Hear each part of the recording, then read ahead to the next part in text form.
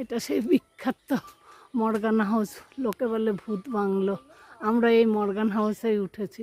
প্রথমে তো কটেজে উঠবো ভেবেছিলাম, তারপর আর সবাই 4টা ফ্যামিলি এসেছি, তাই কটেজটা বাদ দেওয়া হলো।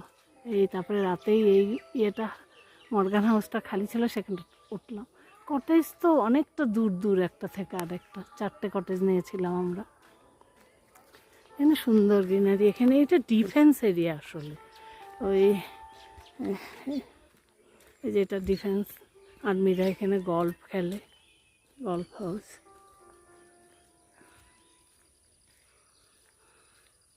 অনেক ইউটিউবার নাকি এখানে আসে ফটো তুলতে, ভূত বাংলোতে থাকে। আমরা তো থেকেছি। আসলে এই মর্গান সাহেব যে থাকতো 100 বছর আগে, তখন আমাদের দেশে, তখন ওনার ওয়াইফ নাকি এই হাউসে সুইসাইড করেছিল, এই বাংলোতে। এই জন্য লোকে বলে ভূত বাংলো।